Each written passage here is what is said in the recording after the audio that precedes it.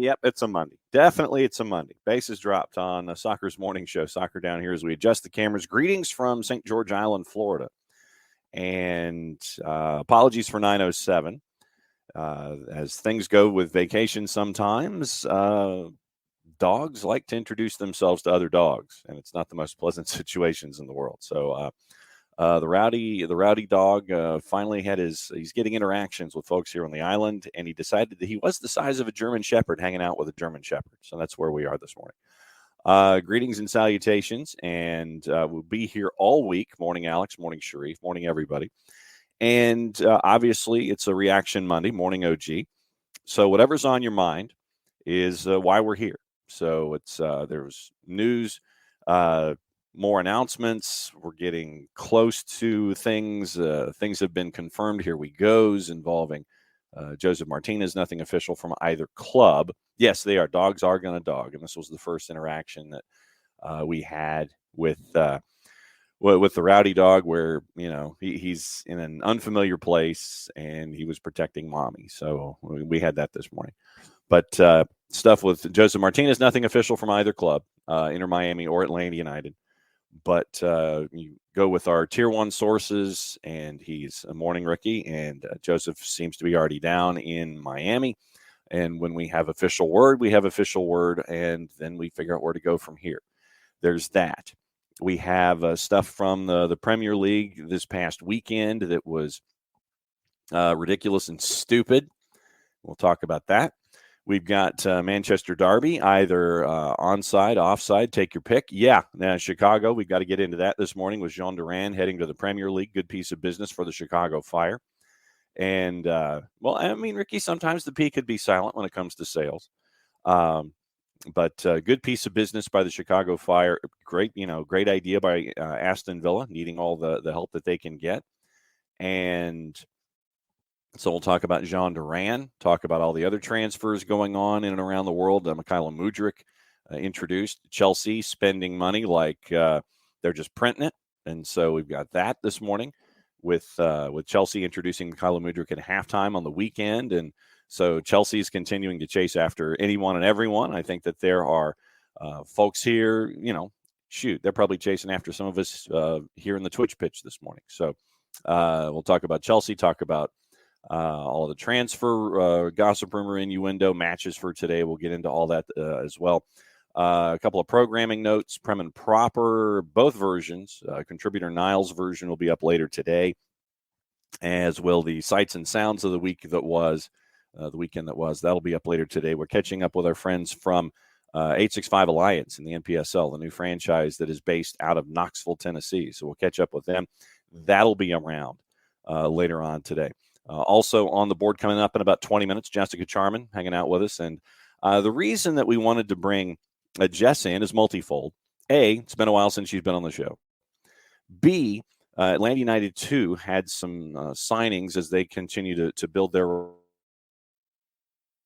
roster, getting ready for MLS Next Pro, the first season that they're going to have an MLS Next Pro. One of the names struck out to me, and I wanted to bring in Jess because Jess has called matches on this particular individual. I wanted to get the 411 on Kareem Tamimi from Georgia Gwinnett College. So we'll talk twos, we'll talk Georgia Gwinnett, we'll talk the Grizzlies, we'll talk to Jess about Charlotte, we'll talk to her about Enzo Capetti, we'll talk about Ashley Westwood, we'll talk about the retirement of Christian Fuchs, we'll get into the Eastern Conference and anything else that's on Jess's mind. Obviously, we can catch up on what's been going on in the Premier League. We've got onside, offside, take your pick when it comes to the Manchester Derby and how that pretty much twisted the entire game. 2 goals in a handful of minutes, and Manchester, at least this go-round, is red. And so we'll catch up with Jess on a bunch of different things there. We'll probably catch up with her as well when it comes to what's going on with Everton and how the directors were basically told, don't show up. And I guess all of this stuff is kind of all-encompassing. Letting the morning go is our opening kickoff, brought to us by our friends at Kickoff Coffee. And this should block my face. Yes, since I'm the only one here for the first 20 minutes, it'll block my face. That's your QR code for those watching on Twitch. kickoffcoffeeco.com, kickoffcoffeeco on Facebook, on Twitter, and on Instagram. And don't forget to use the code SoccerDownHere15 for everything that is going on when it comes to Kickoff Coffee. And thanks to every one of you who has so far. And a reminder once again that they take 10% reinvested into the youth game. So very, very cool stuff from our friends at Kickoff Coffee and kickoffcoffeeco.com. So you're just going through the morning update here. No, I don't want to know about free storage on the computer. But, Everton's directors in a match against Southampton this weekend, basically the security guys, the security force that was there attached to the club said, don't show up. Don't show up, because we have it on good authority that there's a lot of folks who are mad at you. So don't show up. We have it on the good authority that it's probably in your best interest not to be there. And so they did not. And Southampton ended up getting the win over Everton. And the relegation fight has 6 teams separated by 2 points. And Jesse Marsh is a part of that discussion too. 17-15, there is a gaggle, a hashtag gaggle of folks. So there's a lot to talk about there. We've got what happened with Aaron Ramsdale, and obviously as a member of GK Union, we'll get Jess's thoughts on this, where Aaron Ramsdale basically got kicked in the North London derby with the match against Spurs. And so dude decides that he wants to kick Aaron Ramsdale, and Richarlison, who has been prone to be over-emotional at times and wearing his heart on his sleeve and his other sleeve and various and sundry other body parts. Richarlison came out and, Badger, I mean, no, Emilio, I hope we don't. And besides, I think that even if they did, people are so far apart from trying to do those kinds of things that security would hopefully jump on that even the instant that stuff like that happened. So, you have Richarlison lashing out and trying to push Aaron Ramsdale away and things like that. And so we'll get into what Richarlison thought he was thinking in that particular instance. And, so there's a lot to think about here. And there's updates in the lower divisions. There's an update out of NISA that we can get into as well when it comes to officials not getting paid. So pretty much whatever's on your mind this morning. And this will be the location for the week. And it is the annual anniversary vacation. So the boss and I are celebrating our 10th wedding anniversary here this week in St. George Island, Florida. And let's see, what is the rundown this week? Okay, Thursdays with Nico. That'll be live. It looks like we're looking at 1:30 Thursday, in addition to all the other programming that we have. All of our friends set to join us as they normally do. But a really cool story that we're going to release later Thursday afternoon is on the Marshall Islands. And it really is going to take a good Google search to figure out where in Micronesia the Marshall Islands are. But we're going to catch up with their technical director. Marshall Islands, as a principality, has decided that they want to have a national team. And so we're going to reach out to their technical director and find out about the entire process, about what it's like to try to start something from scratch in one of the smallest nations in the world. So we're going to tape that interview on Thursday afternoon, and we will turn that later Thursday afternoon. But today it's going to be Prem and Proper, both versions, Contributor Niles version, my version with Sights and Sounds, and then 865 Alliance from NPSL, in addition to everything that is going on around. Thank you, OG.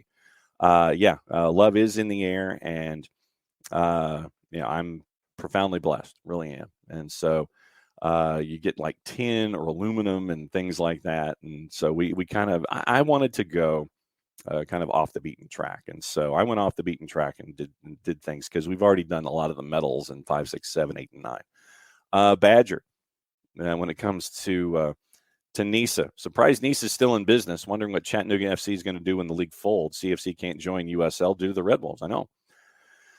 Will be interesting. That is, I mean, when you have, when you have markets that are, trying to remind us all about the game and what it means and what it can be, then, you have situations like we have in good markets, and you wonder about what's going on. So That's going to be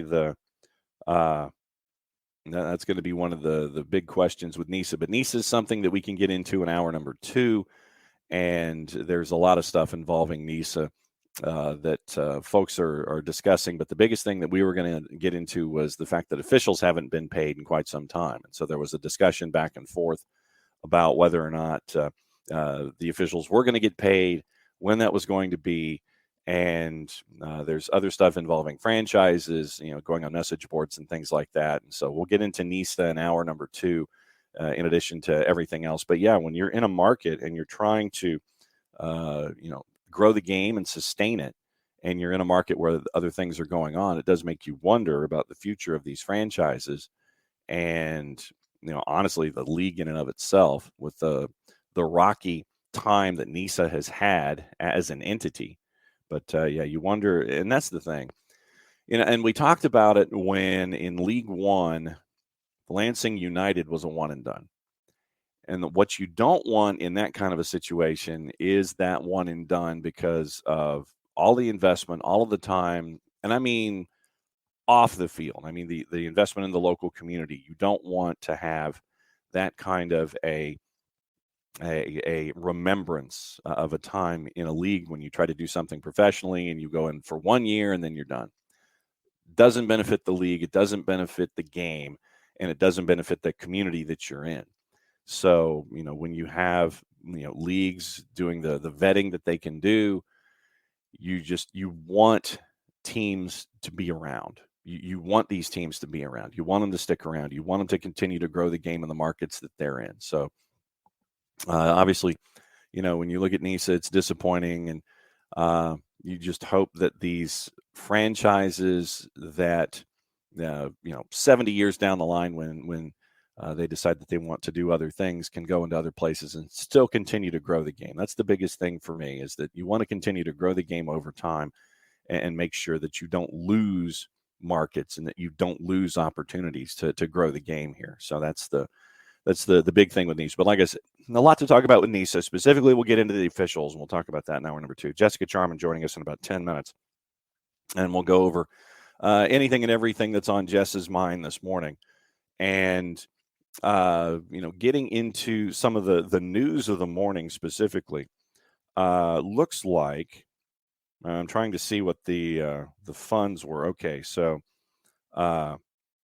transfer for Jean Duran looks like it's going to be. They signed him in 2022 for a fee of around $1.7 million. A year later, they're transferring him for $18 million plus another $4 million.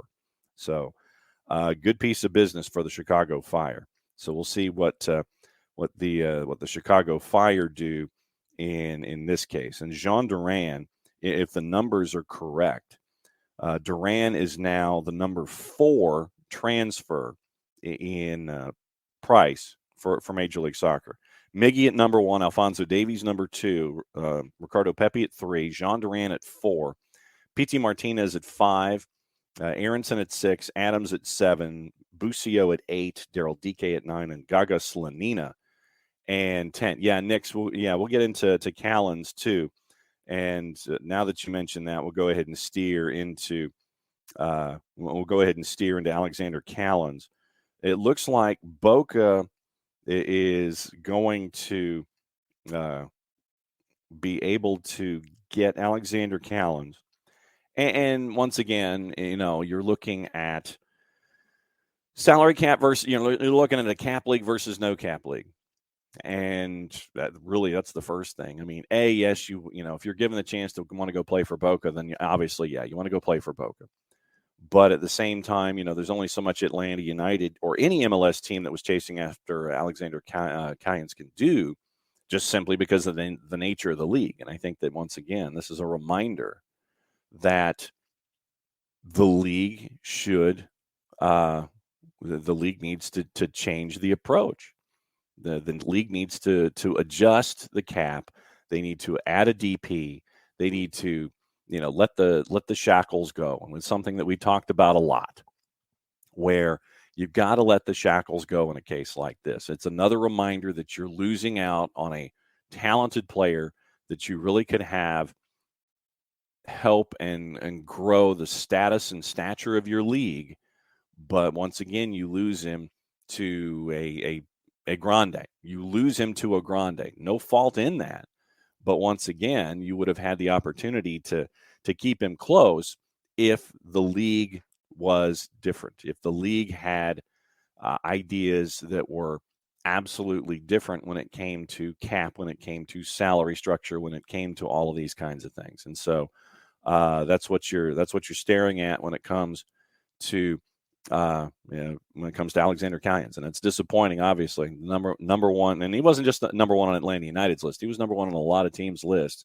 But to lose him outside of league to a grande, then that reminds you once again that there's some things that Major League Soccer needs to look at when it comes to cap structure, salary structure, keeping players, and continuing to grow. So we'll see what the next steps are for Atlanta United as they chase after a prime athlete at the back. Gonzalo Pineda said last week that there were going to be, if I remember the quote, 3 players coming in.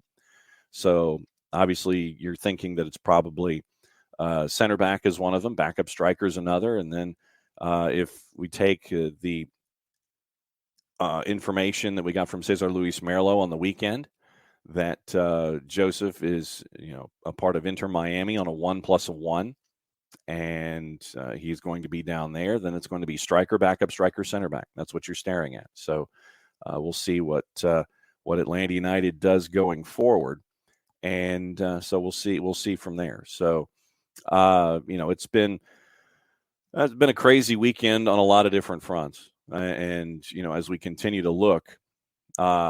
Yeah, they do, Emilio. They absolutely do. It's more. To your point, Emilio. Front offices need to let the league know we're losing the ability to go after players, go after and hold. Yes, or more. Since I imagine it's already been said. Ain't no one listening. Well, you hope that they are. And we meaning Major League Soccer on the whole, absolutely. And it's just another reminder of where you want to sit there, you want to knock on the door at the league office and go, hey guys, we need to change things here. And I think that you've got a group of owners, and I mean literally, we could go down the list and say, okay, this owner wants to invest. We know Arthur Blank is on that list. We know Arthur Blank wants to absolutely invest in his club and turn them into a grande. I'm sure that Seattle would love to invest. The 2 LA teams want to invest, the Galaxy and LAFC. That with City Football Group, that NYC is going to want to invest. And, you have all of these teams with all of these, owners that are of a certain, how do we phrase, tax bracket, that will want to invest. All of the new teams that have been coming into the league, if that is their way. We know that St. Louis is going to be more of a Red Bulls kind of a build, things like that. But, when you've got Nashville building a stadium and then trying to bring in players, there are owners in Major League Soccer that want to sit there and continue to invest and turn the league into more than just the number 12 league in the world. Number 10 league in the world. They want to be chasing after the top leagues in Europe. And the only way that you can do that is to relieve some of the constraints of the salary, the salary structure and the cap and things like that. I mean, yes, it was a great idea what they did with Young DP, but you've got to be able to do more if you want to keep experienced talent, if you want to keep young talent, and if you want to bring in both into this league. I mean, right now, the Chicago Fire, as the example this morning, as they have sold Jean Duran to Aston Villa, they now have 18. They got an $18 million sell-on fee plus another 4, and so you're going to be getting you're going to be getting the revenue that is proportionate to what Major League Soccer gets you in a league, in a deal like that, plus the AM that's associated with it. So you've got a DP slot and you've got some AM to play with. So what does Chicago do? That's the other question in all of this. Now that you have made this transaction, the second of the top 10 transactions in league history when it comes to sell-on fee, that with Slanina at 10, Durant at number 4.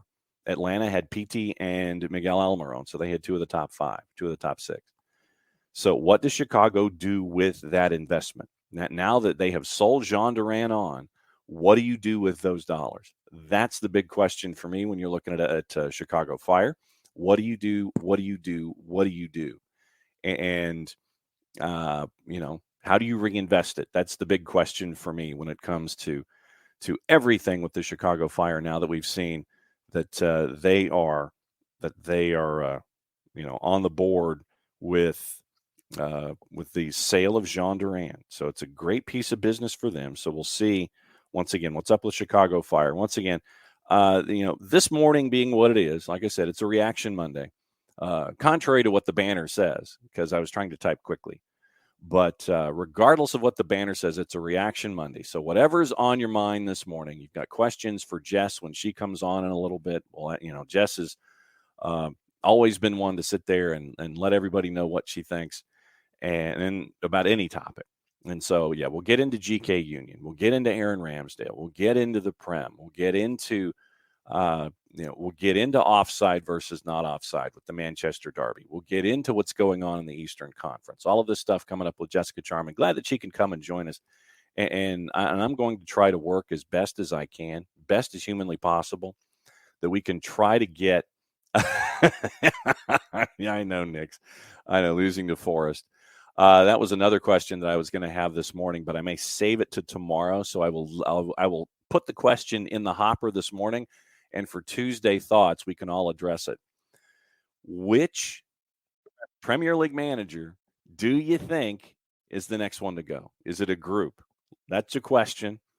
And that's your question. So that'll be the QOD for tomorrow. So I'm giving you an entire day, 23 and a half hours to figure it out.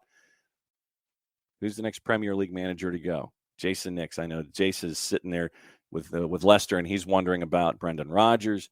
And as I know, still can't believe the offside call. So we'll get into that with this particular individual. Yeah, see, I was waiting. I was waiting for the smile.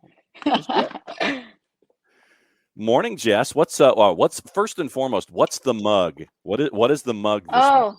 It's got lipstick on it, but it is a beautiful day to be a woman in sports, because every day is a beautiful day, John, to be a woman in sports. Absolutely. And first and foremost, glad to have you back.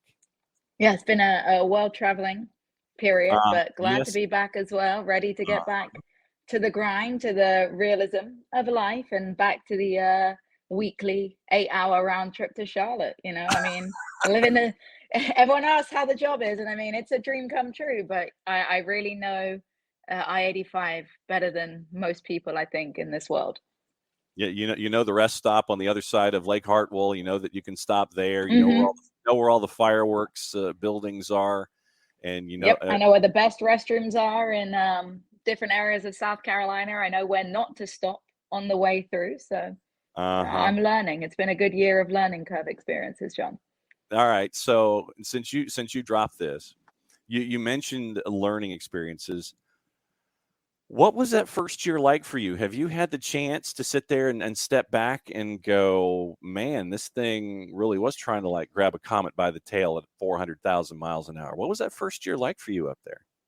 Yeah, I think it has been really hard in reality, because I don't think I've had a chance until the season was over. I didn't really have a chance to pause and realize what I'd achieved, because when you're doing it every single week, sometimes 2 times a week with the Wednesday games, you don't really take a moment. You're in that grind set of match, research, repeat, match, research, repeat. And I think that it was amazing to have it that way. I think that actually made it a smoother transition, because I think if I'd had a lot of time on my hands, maybe I would have got more anxious. Maybe I would have been thinking about the reality of what I was doing and the hugeness of this moment for someone that's wanted to do this for their entire adult life. But this off season has sort of given me time to think about where I'm at, how well I've done, but also where I want to be. And I think that's the most important thing, right? A lot of people see an end goal and they think that, I've achieved it now. I'm in MLS. I'm at the highest level in terms of being in the US, other than the national team, of course. But it's so important not to stop grinding because of that. And people ask me, why are you doing the college game still? Or why are you still doing these random games 3 hours from your house when you could be just, enjoying being home? But for me, it's about perfecting my craft. It's about seeing the next generation of players. And it's about being able to always remain humble and working on yourself, because I know I'm not where I want to be as a commentator in 5 years' time in terms of my individual attributes. I just want to keep getting better. And I'm so excited to have the opportunity to do that with Charlotte. It's been a great club. It's been a wonderful fan base. And it's been a very exciting first season. But I think that people have seen with the off season that year 2 has the potential to be even more exciting. See, you've opened so many doors for me now. Do you think of yourself as a role model? Yeah, I would like to think so. I think that not just as a woman in sports either, because I know that that's the easy one to clutch to. And of course, I want to be a role model for women in sports. I want to show young girls that they can do this. I want to show female fans that they belong and that they have a knowledge base, because I still think we've got a long way to go with sexism in sport. I think the US does a better job than England. Honestly, I've had a lot less abuse from Americans than I have English people, but that's a story for another day. I want to be a role model for everyone, though, because I think it's important that people see a talented individual regardless of their gender, and that they see that hard work really does pay off. I know we hear a lot about it's who you know and things like that. And obviously the who you know helps, having connections with the right people, but I don't think those connections come by chance. I think with my story, you see that you create those connections by working hard, by always leaving a positive impact on whoever you speak to, and making sure that you're polite and respectful to everybody you cross paths with in this business, whether it's the lunch lady, whether it's the cleaner, whether it's your role model, whether it's when I met Jason and you back many moons ago in a GHSA game. It was about always being a respectful individual and making sure that you show what you have to offer, but always putting your best foot forward. So I think who you know is helpful, but it's most importantly about how you handle yourself around who you know. And I want people to know that hard work, even though at times it may feel like really hard work in terms of driving all over, taking very small paychecks, if anything, for games, the hard work can eventually pay off tenfold if you put that hard work into practice enough. Especially at 57 cents a mile. You got to make sure that you write that rank count, all your mileage down, and figure out what's going on. Okay, so you mentioned the lower division college stuff, and folks always wondering, it's like, okay, why are you calling this one? Why are you calling this one? I think that all of us here at SDH, we enjoy calling the lower division stuff because it's new and it's different, and it means a lot to that community that we're there in. And it opens up doors to stories that we might not necessarily have known if we weren't there in the first place. And one of the guys that I wanted to get into the discussion with you about was a signing by Atlanta United 2 last week. And when I alerted you to this, you're typing me in all caps all of a sudden. And it's because of that relationship that you have with Georgia Gwinnett College and being able to call matches in the NAIA. Kareem Tamimi was signed by Atlanta United. He's going to be a part of Atlanta United 2 for MLS Next Pro. You typed at me in all caps, so I'm guessing that this was a pretty good signing for Atlanta United. Yeah, it was. I'm a little frustrated that maybe he didn't look in a different direction up I-85. I think Atlanta United 2 has got onto a really great player with a lot of potential. And you talk about GGC, I think you have to shout out the entire program over there, because they consistently breed quality players. You think back to Jack Gurr, of course, coming out of that system. You think back to Lewis Sharp, a goalkeeper that is now a goalkeeper coach with Atlanta United, and they do such a good job in the NAIA of creating a fantastic game model, which means that I'm not too concerned about Kareem Tamimi being able to step up to this next level, because I think that the program at GGC is so professional and such a quality program that they're used to what it takes to be successful at the next level. I mean, he broke pretty much every record you've ever heard of at GGC in terms of goal scoring, in terms of, game-winning goals. He has a great first touch. He is dangerous inside the 18-yard box. He scores worldy goals. He also scores tap-ins because he understands what it means to be a forward and a creative player, set ball specialist. Like, the superlatives there for him aren't enough because he was such a quality player for this team. And I think that the sky is the limit, because one of the things I love about this GGC team, from speaking to different players on the team, is it seems that they have that humble attitude as well. They understand what it means to work hard. That seems to be something that the Grizzlies really instill in all of their players, knowing what hard work takes and how to be successful. And that's why I'm so excited to see him thrive. And I'm going to have one eye on Atlanta United too, just to see how he does. But obviously, I will remain in Carolina blue. No shock there. But all right, so since you mentioned Carolina blue, let's get into the crown here for a second. And it's been interesting so far. Enzo Copetti in, Ashley Westwood in, Christian Fuchs retires. When you look at, let's kind of go backward a little bit before we come forward. When you look back at season 1 for the crown, what are some of your bigger takeaways? I think that, firstly, a lot of the preconceptions before the season were maybe a little too harsh on this side. I get where they came from. I remember a special Jason Longshore rant saying that he was worried about his friends that were commentating this team, that they might be in for trouble. Love me some Jason, but I'm glad that you guys had that hot take, and maybe it wasn't quite as hot, maybe a lukewarm take, because I do think that there were some blowouts, there were some disappointments, there were some games where maybe you saw where we needed improvements. But as a whole, I think we were competitive across the whole course of the season, which was exciting. I think that the fan base was incredible.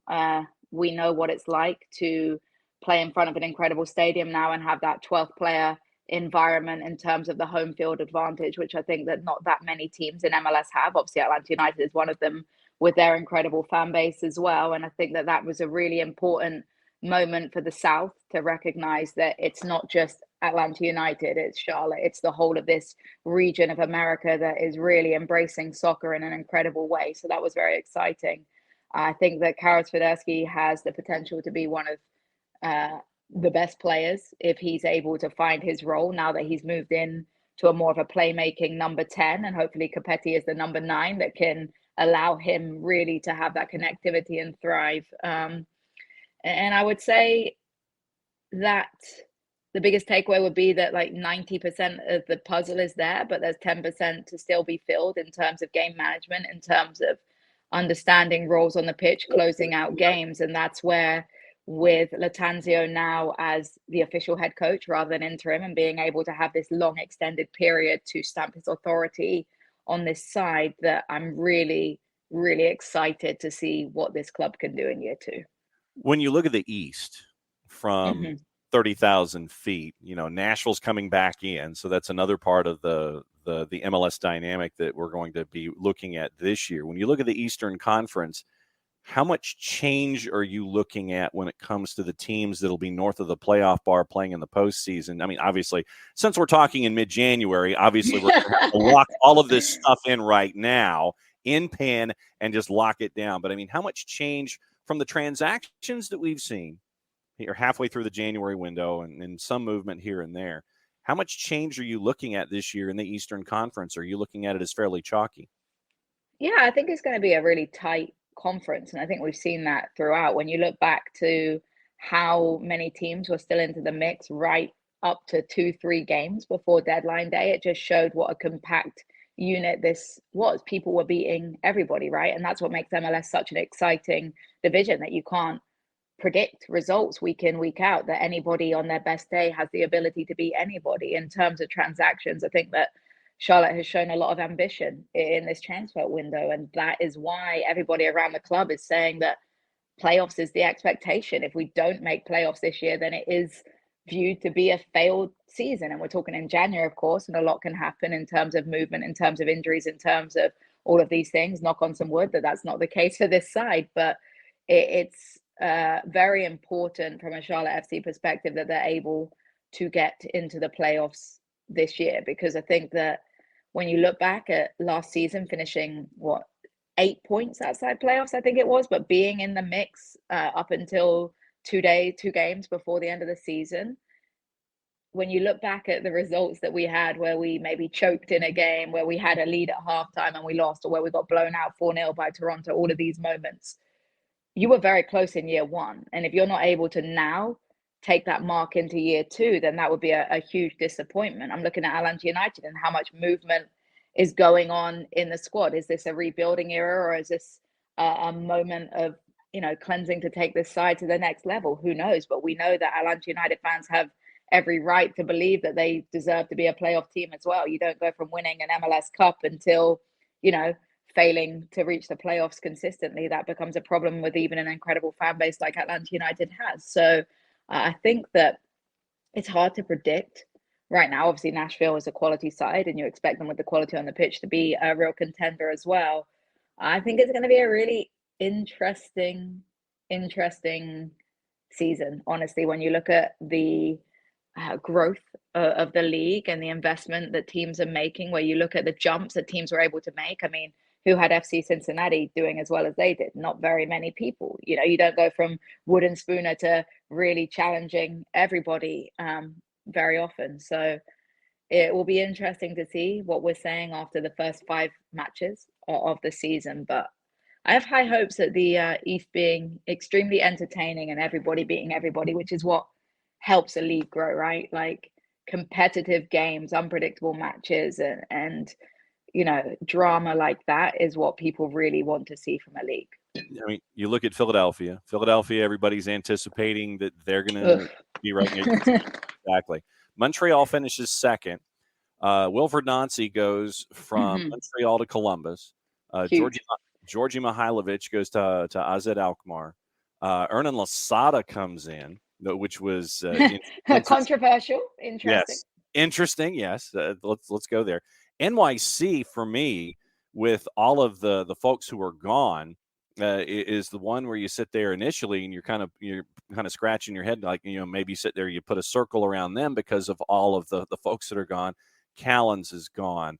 Eber is now in Seattle. Santi Rodriguez gone. A handful of players. Sean Johnson still in play in Major League Soccer as a free agent. He's doing the rounds right now, getting great front row seats, hanging out with Drake at Toronto Raptors games as Toronto FC tries to court him. And obviously NYC is looking at the youth that they have on hand as one of those tenants that's going to carry them in, and that's just your top 3. And Red Bulls, of course, are going to Red Bull. So I'm looking at New York City and in New Jersey as 2 of the folks where I'm going to sit there and I'll put my hand up and go, maybe.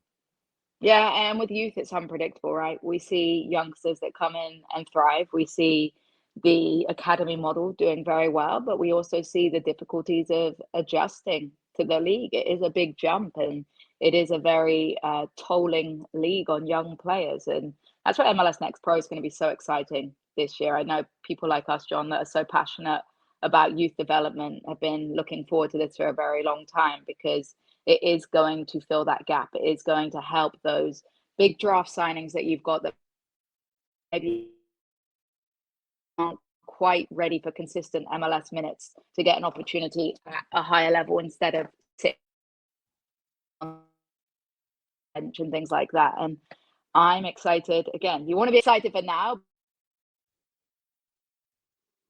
to improve the league for years to come, having that pathway to success going forwards. All right. So we mentioned Atlanta. You mentioned Atlanta and what has been going on with Atlanta United. Not officially official from either side, but it looks like Joseph Martinez is working out, home shopping, what have you, for Inter Miami.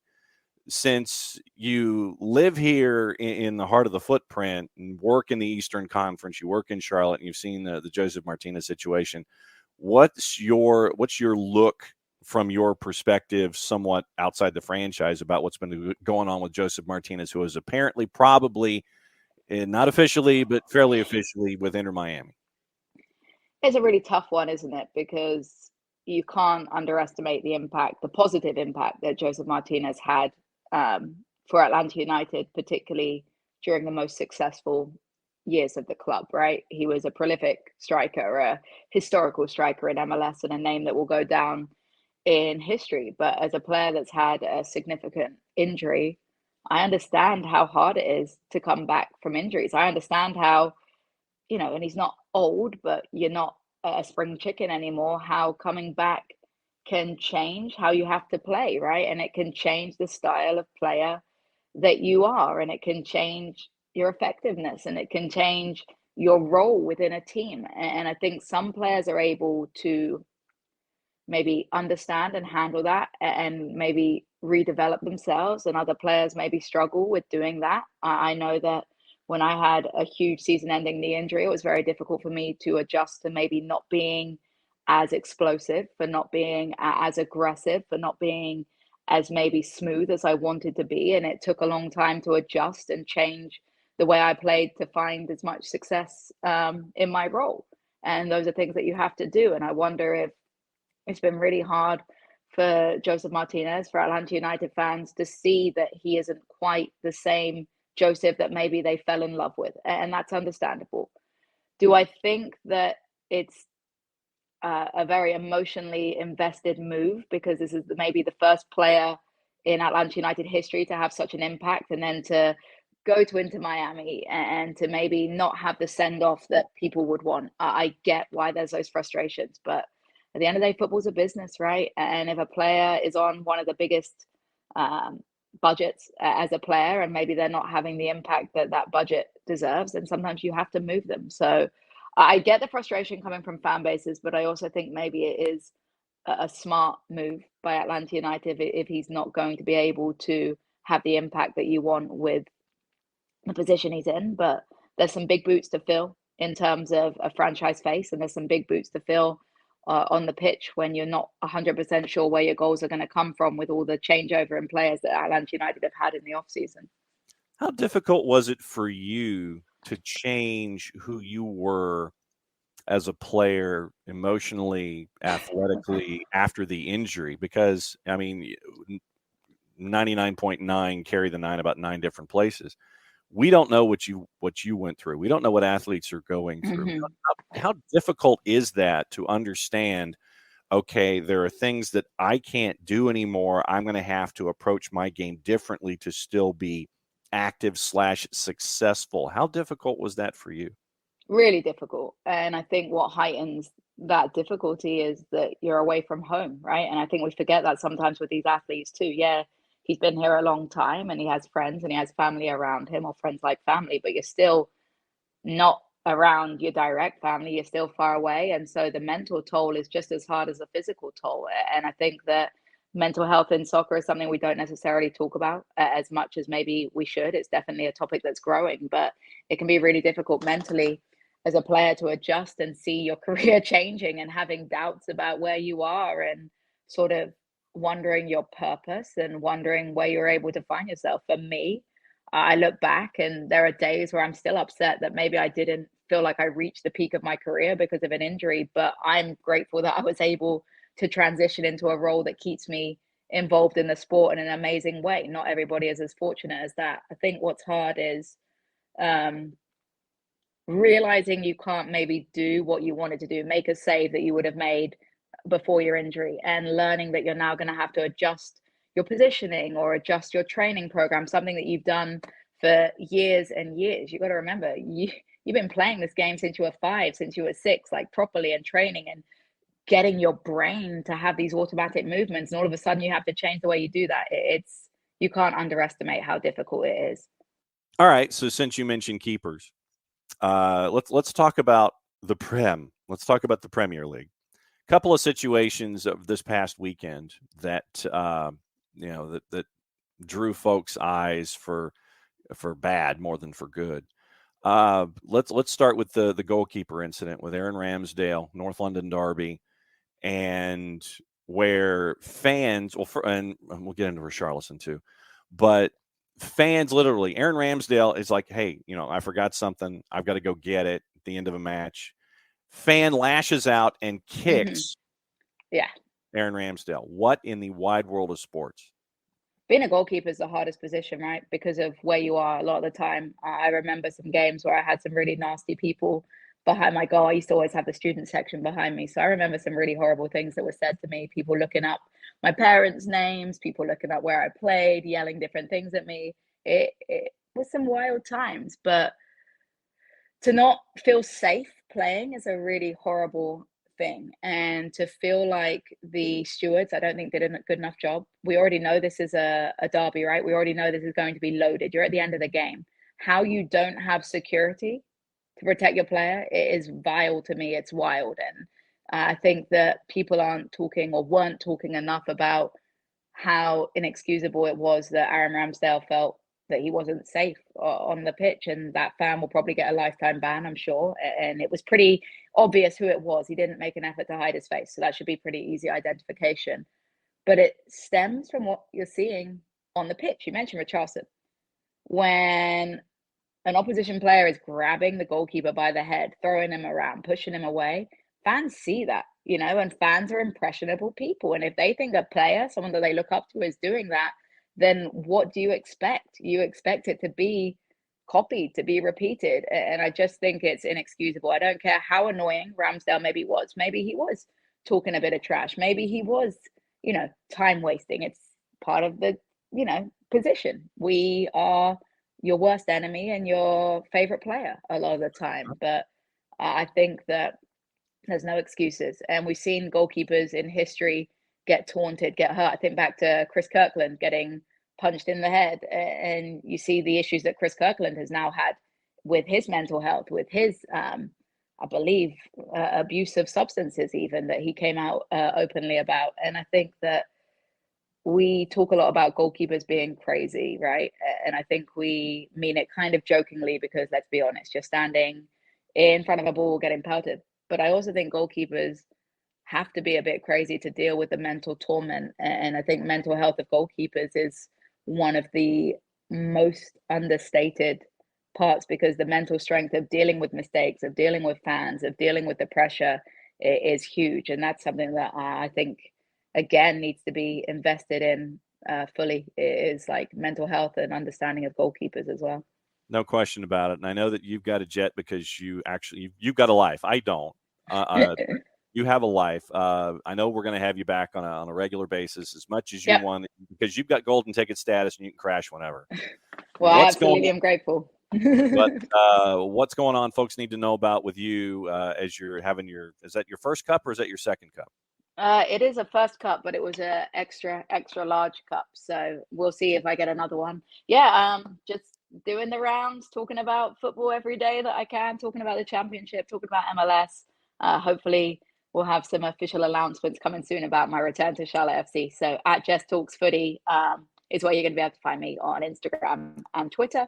And I look forward to connecting. So glad that I was able to hop on and speak to you guys, because it's always a pleasure. It's always fun, and especially, we'll talk championship smack later on in the year when we know what things are going to be like. Jess, be good, be safe. We'll catch up with you soon, my friend. Thanks so much. Bye. All right, there's Jessica Charman. Great to see her. And and Jason, no question, with the local element that we've got right now when it comes to the new Apple deal, where you can actually listen to the local calls. Yeah, it's going to be fun. Instead of, I admit that I had the Charlotte network on WFNZ. I had them on my phone. I was trying, but the thing is, it's like me trying to find where they are.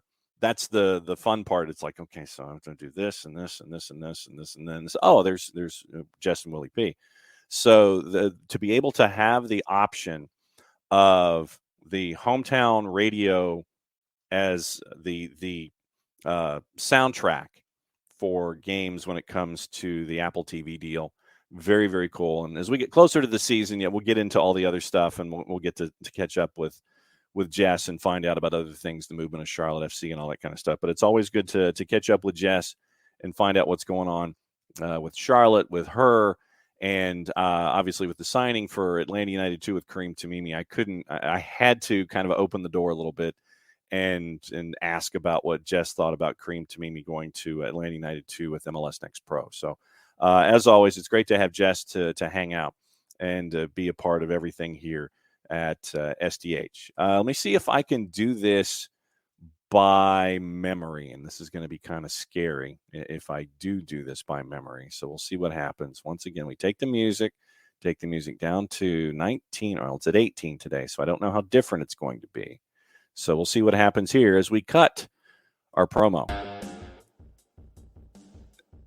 as it thinks about it. There we go. For odor-free, clean, fresh air, one place you need to go. It's the Lemonize service. No QR code over my left shoulder because the banner is back at the home studio in Atlanta. Lemonize.com for odor-free, clean, fresh air, and proud sponsors of everything SDH. If you have any kinds of issues, very, very green way of going about things. They attack it all the way down to the molecule with the proven scientific formula. And with the Lemonize, a very, very green way of going about things. We like that these days.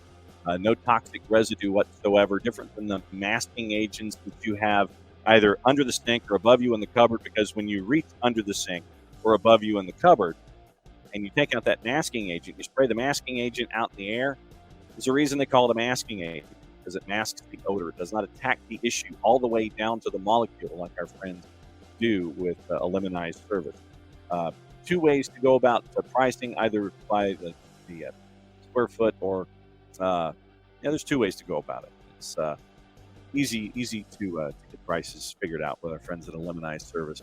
So here's your homework assignment. If you're looking for odor-free, clean, fresh air, and for ways that they can help you attack the issues that you may have in your home, go to the website, lemonize.com, but do us a favor here, and I've had my pen in my hand the entire time.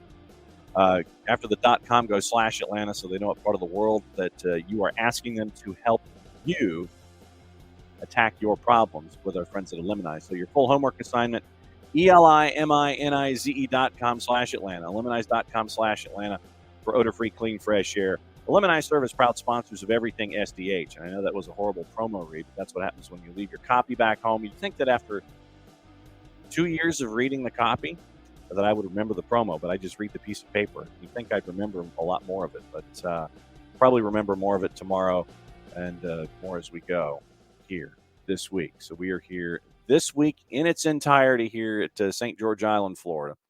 And we will be doing normal shows, and the guests are normal. I will always continue to be as abnormal as humanly possible when it comes to everything here on Soccer's Morning Show. But no, thanks for hanging out with us on a National Holiday Monday, and always remember the impact that Martin Luther King Jr. had on our society to date. And so just, take a little time, remember what Martin Luther King Jr. was for us here in the United States. Hour number 2, since it is 10 o'clock, time to go over gossip, rumor, and innuendo. And the signing for Mykhailo Mudryk, we discussed that a little bit during the week. He was unveiled at halftime of the match over the weekend.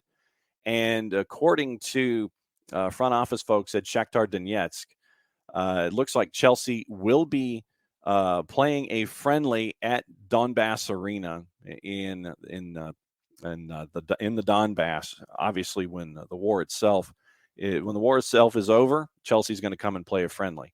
And Shakhtar is donating $25 million to Ukraine, whether it's for efforts in fighting the war or resources in helping the people of Ukraine who have been subjected to just horrific things in this war with Russia. But yeah, $25 million is being donated by the club to efforts inside the country to help stave off what is being thrust upon them and has been thrust upon them for a little bit over the last year. So a lot of stuff going on there. In Major League Soccer news, we mentioned the Jean Duran. News. Kyle Duncan has returned. They've re-signed him on a season-long loan from KV Oostende with a purchase option. The club announced yesterday. Joined Oostende last January on a free. Made 7 league appearances for the Belgian First Division side before a loan moved back to Red Bulls in August. Dennis Hamlet had the 2-sentence quote that was released about looking forward to having him back. Duncan's made 81 appearances, 71 starts for Red Bulls across 5 seasons, 5 goals, 11 assists since signing ahead of the 2018 campaign. Capped once by the men's national team, started 6 of 9 matches. He appeared on upon his return to Red Bulls. So Red Bulls, remember, they've signed Corey Burke in the offseason, homegrown left backs Curtis Ofori, Jaden Reed, and acquired Elias Manuel from Gremio on a actual full contract. So there's that when it comes to Red Bulls and Kyle Duncan. So once again, Red Bulls let somebody go on a free and then sign them when they were playing someplace else. So that's another thing to keep an eye on. Red Bulls also signed homegrown midfielder Peter Stroud, and the Chicago Fire and winger Stanislav Ivanov have mutually parted ways. Also on the board this morning when it comes to other gossip, since we are in the transfer window, your gossip here for the morning. Chelsea willing to listen to offers for Raheem Sterling, despite the 28-year-old only moving Stamford Bridge last summer. Arsenal made contact with Barcelona to explore deals for Rafinha and Ferran Torres. That comes to us from our friends at 90 Minutes. Arsenal have been offered Brighton's Leandro Trossard, who is set to leave the Seagulls this month. Barcelona have put in a €100 million, 88.7 million pound price tag on Rafinha, who moved to the new camp from Leeds in July. That comes to us from our friend Sport in Spanish. Barca also want to re-sign Pierre-Emerick Aubameyang from Chelsea, but fear that they are legally unable to do so. Chelsea ready to spend more than another £100 million on 3 further signings during the January transfer window after completing the deal for Mudryk. Liverpool could move for Wolves' Ruben Neves in January, with England's Oxlade-Chamberlain and Naby Keita's time at the club running out. Arsenal interested in signing Real Valladolid Spanish right-back Ivan Fresneda. That's from our friends at The Telegraph. Manchester United and Arsenal will compete to sign Brazilian winger Luis Enrique from Real Betis. West Ham have made a £25 million bid for Lorient and Nigeria striker Turim Mofi. Keep an eye on that and any relationship that is attached to Bournemouth, because of Bill Foley signing a deal that gave him 1/3 of Lorient as a part of his proposed and thought out multi-club model, because instantly you had a player from Lorient head to Bournemouth on a deal. It was literally the way that it worked. So he signs the deal, and then so Foley signs with Bournemouth, picks up Bournemouth for $150 million. Then on return ends up announcing this player transfer, and then the next thing that's announced is the 1/3 interest from Foley into Lorient. So keep an eye on anything from Lorient and Bournemouth as that continues when it comes to players moving back and forth. Leeds interested in Club Bruges, and remember, both Club Bruges and Circle Bruges do not get the foghorn anymore. 20-year-old Belgian keeper Sene Lemien, but that comes from the 4-letter paper, so take the information at your own peril. PSV Eindhoven have made an inquiry for Norwich's English midfielder Todd Cantwell. Rangers are also interested. Rangers have really been trying to get Cantwell from Norwich. Discussions ongoing between the Polish Football Association and Steven Gerrard over the Aston Villa boss becoming manager of the Poland national team. We talked about that last week. Forest have joined the list of clubs interested in signing Arnaud Danjuma on loan from Villarreal. Everton have opened talks with Atalanta and Colombia forward Duvan Zapata, so we'll keep an eye on that. West Ham considering replacements for manager David Moyes, with Nuno Espirito Santo and Rafa Benitez among the contenders. Nuno. Okay. Keep an eye on that. That's from our friends at The Telegraph. Moyes is working on a game-by-game basis, but is expected to be in charge of West Ham's next game against Everton next Saturday. That, once again, is from the 3-letter paper, so take that information at your own peril.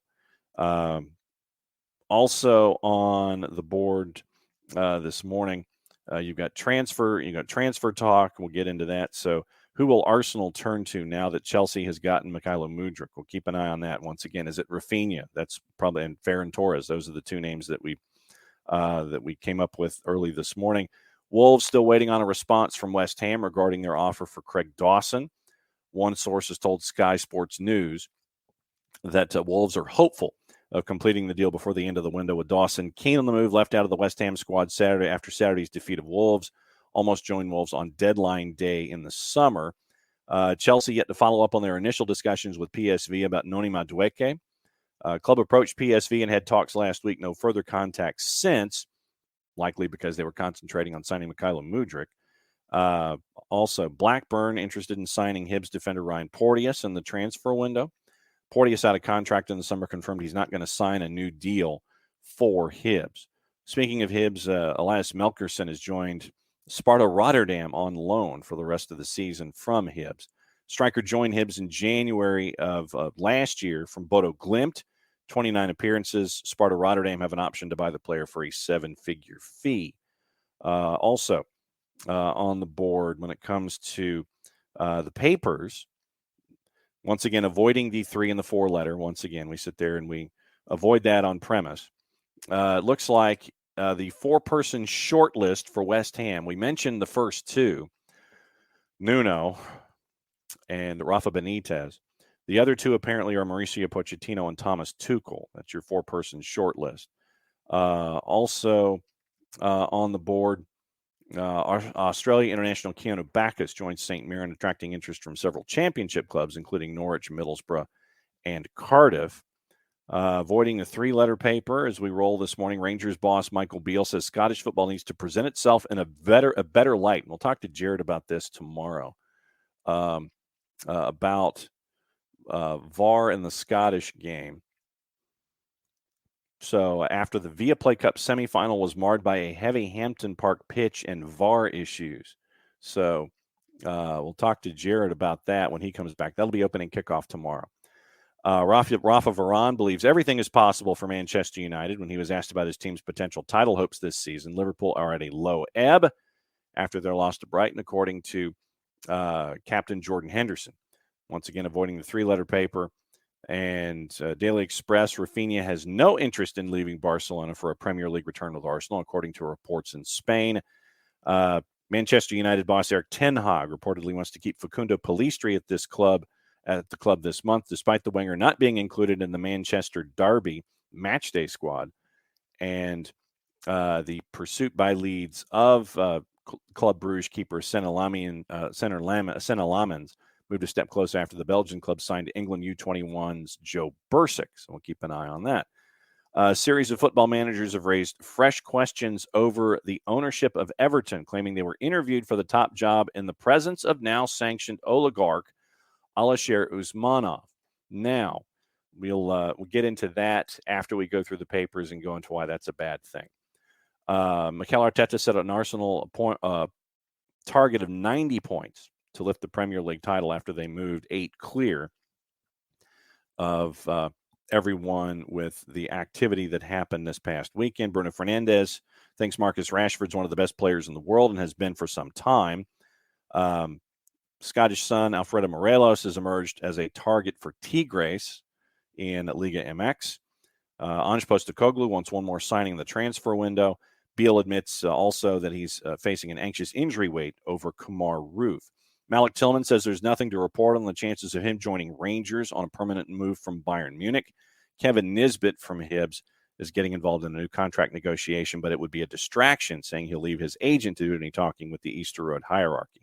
So let's go to The Guardian and break down why that whole idea, when you hear Alisher Usmanov's name, that's not something that you really need to hear when it comes to anything and everything going on involving the Premier League because of Usmanov. So maybe if we did a search, it might come to us a little faster. And this is what happens when you don't have everything laid out for you here. So if we discover, no, I don't want to discover. And so it goes back to where it was. So this is going to take us a minute. So this is the beauty of live radio where we go and so let's see if we do the proper search. Let's see if this will help us out. And okay, so here's the article from The Guardian from Simon Goodley. And, you know, obviously we remember, for those of you that watched Everton and Southampton on the weekend, you had the sit-in after the match was over, and you had a very vocal fan base who was less than pleased. And I know that we have Everton fans here in Airborne DJ and in Ropes. And so here's what's going on with Alisher Usmanov and Everton. A series of football managers have raised fresh questions over the ownership after claiming they were interviewed for the top job in the presence of now sanctioned oligarch Alisher Usmanov. The multi-billionaire is understood to have attended a sequence of meetings dating from current owner Farhad Moshiri's initial acquisition of Everton's stake in 2016 until before Usmanov was sanctioned last year when assets of Putin associates, in quotation marks, were frozen after Russia's invasion of Ukraine. The discussions with the tycoon left the managers with the impression that Usmanov owned Everton, the sources claimed. Allegations raised fresh questions over Usmanov's role at the club, Premier League governance, and who may benefit from any future Everton fundraising, which Moshiri is reportedly attempting to secure. Once again, this was after Everton moved joint bottom to the Prem after the home loss to Southampton on Saturday. You had the protesters after the match. Moshiri and Usmanov have consistently stated Moshiri is Everton's owner. Usmanov, who was labeled as a pro-Kremlin oligarch when he was sanctioned last year, formerly managed the investment holdings arm of Russia's state-owned gas company Gazprom and built stakes in a range of metals, mining, telecom, and media firms. When asked about his presence at Everton manager interviews, Usmanov's spokesperson did not deny that he attended and said, quote, Mr. Moshiri did at times turn to Mr. Usmanov for advice given the latter's significant experience in football, but he, meaning Moshiri, made all the decisions, end quote. Moshiri's spokesperson says Mr. Usmanov has never interviewed or been present during an interview. The Guardian spoke to a series of sources who said they were left with the impression Usmanov owned Everton, all speaking on the condition of anonymity. A close associate of one football manager said his interview for Everton was conducted in the presence of Usmanov, during which he claimed the oligarch stated that he owned the club. A second football manager claimed how he was also interviewed with Usmanov present, leaving him with the impression the club belonged to the tycoon. The manager said, quote, my feeling was that maybe Usmanov, in brackets, was helping out with the money and maybe didn't want to be named as an owner. When a third manager interviewed for the Everton job, the oligarch offered his own money to seal the deal, according to the manager's associate. Quote, the first talk was with Moshiri, and then Usmanov came and said, I want you to do this. Guardian's aware of a fourth manager who attended an interview for the Everton role with Usmanov and Moshiri. While sources have added, the fifth football manager visited Usmanov in Germany on a trip specifically concerning Everton. The fifth manager declined to discuss his own involvement in the meeting, citing a, quote, confidentiality agreement, end quote. In addition to the managers contacted by The Guardian, current Everton boss Frank Lampard stated that Mr. Usmanov was on a Zoom call with Moshiri when he attended his interview in January last year, although the former England midfielder insisted Usmanov was, quote, not part of the interview. Well, it's unclear what role Usmanov played. Allegations about his attendance at interviews will reignite the mystery around the oligarch's influence at Goodison Park, and specifically why a sponsor appears to have been frequently involved in such a crucial hiring decision. Usmanov and Moshiri previously owned a joint shareholding in Arsenal, with Moshiri selling his stake to Usmanov in 2016 to buy an initial holding of almost 50% in Everton. However, records in the Paradise Papers, remember those? And that leak suggests Moshiri's original Arsenal shareholding was funded by a gift from Usmanov, which questions whether the Russian oligarch's funds first bought Everton shares. Moshiri, who's a British national, has always insisted the leaked information is wrong, and it was his money that made the investment. Usmanov, whose wealth is estimated at $15 billion U.S., has since sold his Arsenal stake, injected large sums into Everton, and there you go. So there's still talk that Usmanov's nephew, Sarvar Ismailov, was appointed to Everton's board in July of 2021 at the age of 26.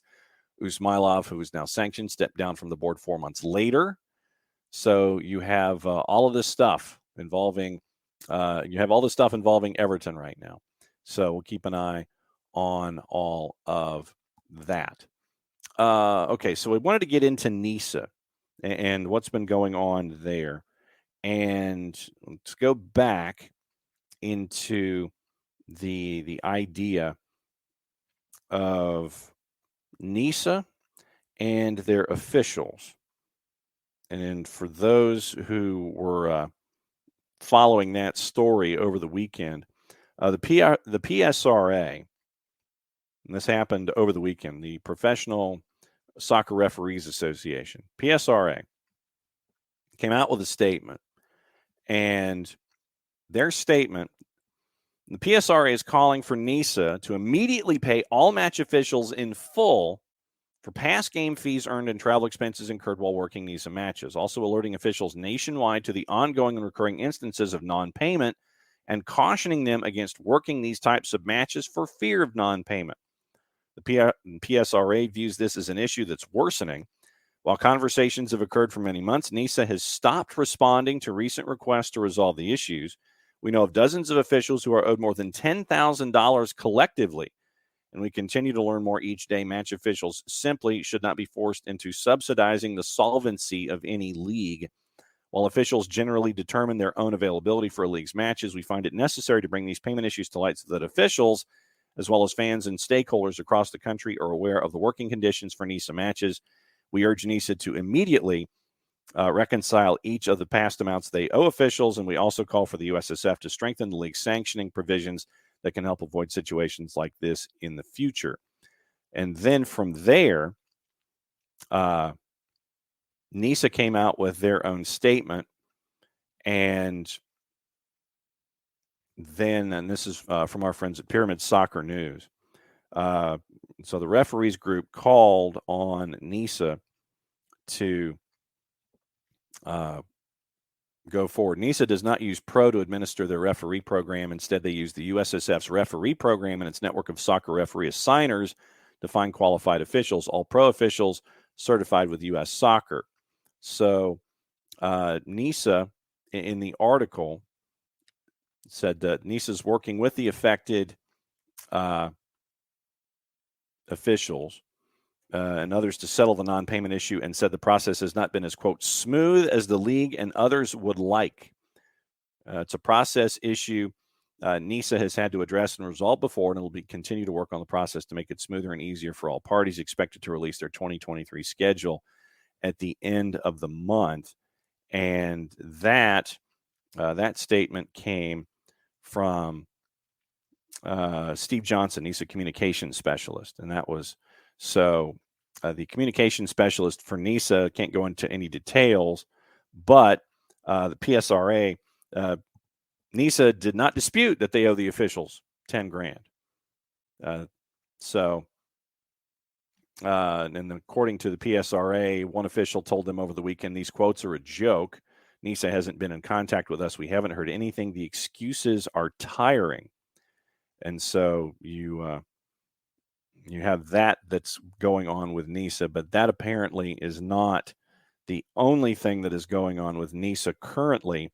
We mentioned that the schedule is coming out in short order. And so looking at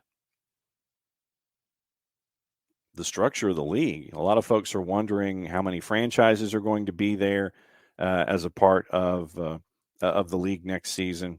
So we'll see how NISA looks when it comes to the 2023 season. So we'll see what goes on with NISA as we continue to roll forward. Also on the board this morning, once again, thanks for everybody for hanging out and giving questions to Jess. Yeah, Badger, teams folding midseason. I'd be shocked if NISA lasts for another year. Truly feel bad. Yeah, and Badger, this is what we were getting into, Badger. You know, you're not paying refs. Teams folding midseason. Shocked if NISA lasts for another year. Truly feel bad, concern for CFC long term. Nowhere to go. Absolutely. And we got into that, in the first hour. That when you look at what the latest is, and it's not, it's not that good, but you hope, you're hoping that they can get things squared away.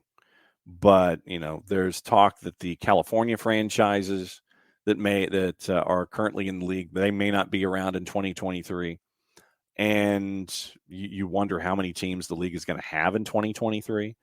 But yeah, I mean, you feel bad for these communities. And I mean, last year you had all this stuff happening.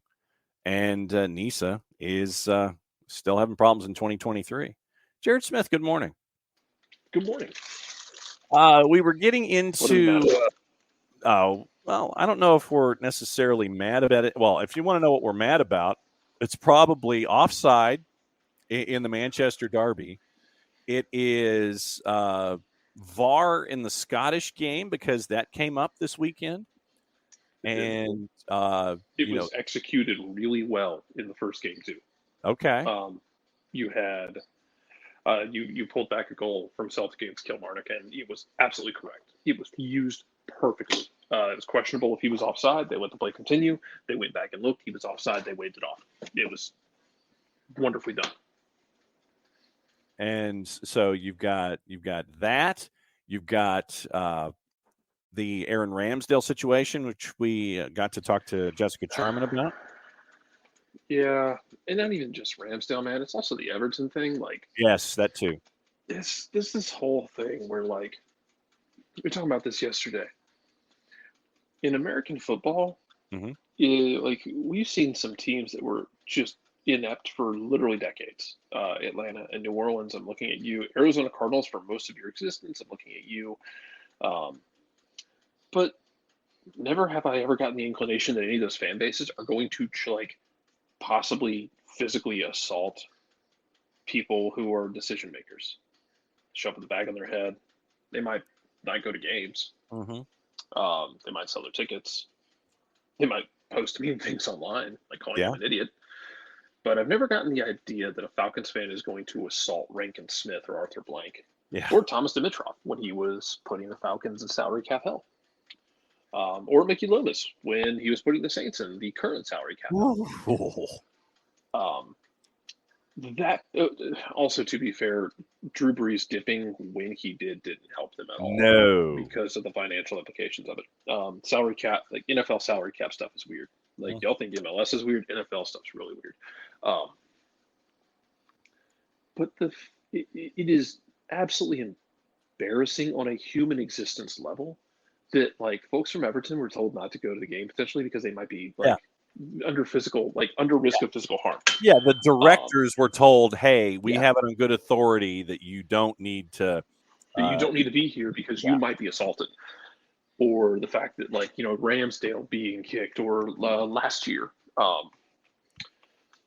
when at the Aberdeen game, one of the Aberdeen players was attacked by a fan, and they ended up getting a yellow card in the process because Scottish refs were just legendarily inept that day. Like, he got assaulted. He got shoved by a fan who came across the barrier, laid hands on him, and then he turned around and shoved the fan back and got a yellow card. I mean, just classic ineptitude there. But the fact that this would ever be anything that's okay to people is just disgusting. And the fact that any part of that American fans would want to bring that over into their version of the game is just even more embarrassing. Look, there's a lot of fun things about soccer to emulate in other cultures. The threatening and potential attacking of other human beings because of a stupid damn game is not one of those things. And it's just embarrassing that we're still having this conversation and we're still doing, like, I don't care. There's no justification for this. There isn't a, well, what, no, there's no what about. There's no, well, what if? No. There's no justification for physically assaulting someone over a sporting event. Now, we've had fan-on-fan violence in this country. You had the situation with the Raiders and the 49ers a few years ago where somebody was put basically on they were put on a ventilator because they were about to die and they had long-term brain damage. It's not okay. But the violence directed at players on the field, at administration, at board of directors is just, if you want to bring some stuff over from Europe, from South America, from Asia, whatever, Africa, whatever it might be for your supporters culture thing, that's cool. Don't bring that side of it. It's embarrassing. It is. I mean, it's also embarrassing that it's absolutely embarrassing and childish, this concept that I have to be that person because that proves I'm a true fan and I really care. So I'm going to say and do these things and potentially, be an absolute ass. It doesn't make you a real fan. It makes you a 9-year-old. Yes. Congratulations, my 5.5-year-old has more maturity than you do. Exactly. Great job. Sleep great tonight. Good luck with the trial whenever it comes, because Jesus, this is yeah. Mm-hmm. Yes. Yeah, Emilio. Yeah, and Raiders fans might be and John, you're from out that way. Raiders fans might have that biggest reputation in American sports. Mm-hmm. Of F around and find out in the way of you don't want to, because they operate like they have nothing to lose.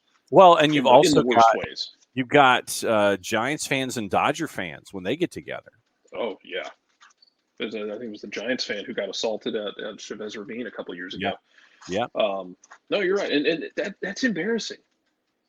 It's never anything to be like.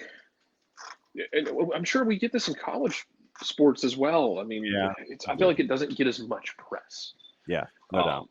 I'm sure it exists, but it's just, yeah, man.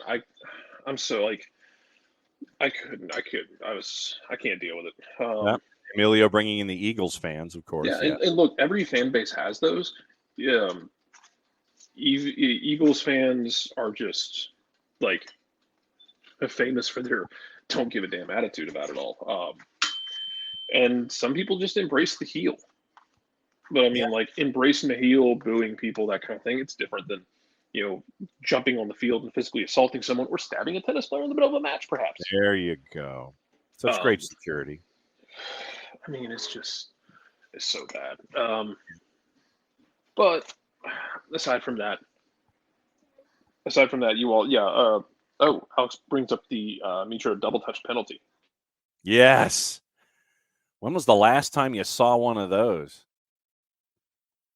I think the last time, for me, that you had anything like that was, what was it? It was in the U.S. Open golf tournament where the guy who was leading the golf tournament had the ball in the near, it was like he was in the near cut of rough, and it was the second cut, and he double hit it as he was trying to scoop it out from the deep rough, and he hit it on his follow-through, and then as he hit the ball on impact, and then he hit it again on his follow-through, and then the ball like ricocheted, and it was like a 2-stroke penalty, and it ended up costing him. That was the first hole that cost him the tournament, was because of, I think it was TC Chen, I think, had the double hit in the major that he was trying to win, and the Mitrovic double hit, I cannot remember the last time I saw something like that, short of another sport entirely.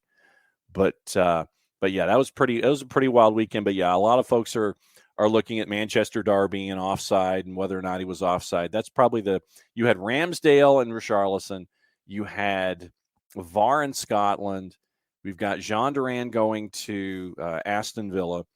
And we've got, like I said, Manchester Derby, offside, onside, interfering with the play, those kinds of things.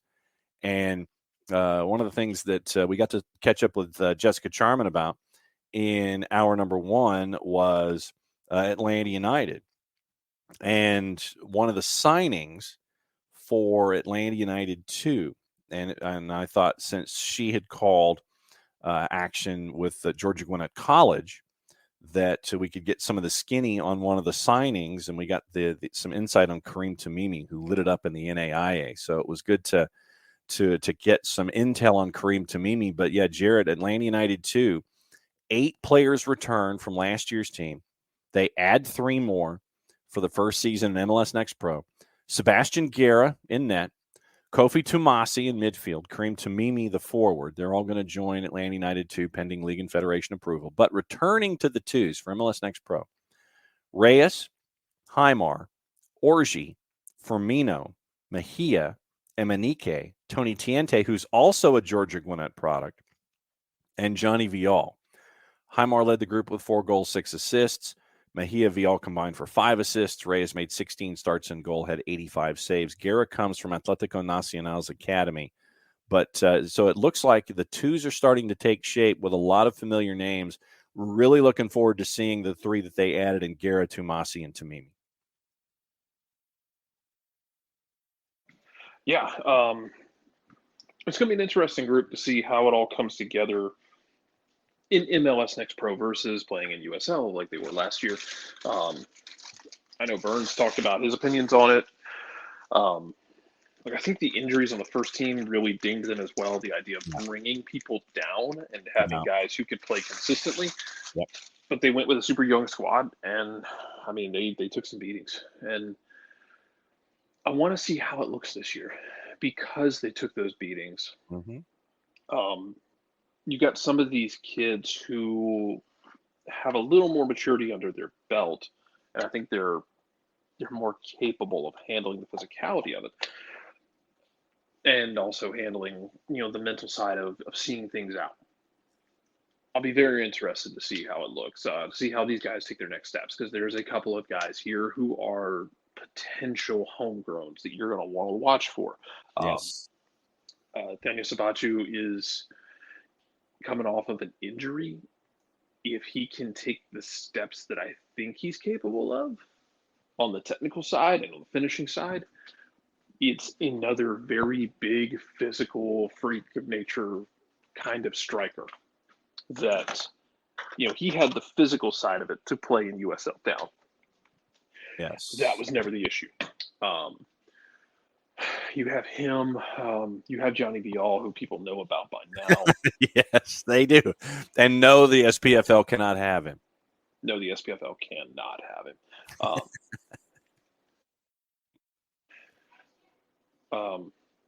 Alan Carlton might be a part of that conversation in a year or two. I don't think he's there yet.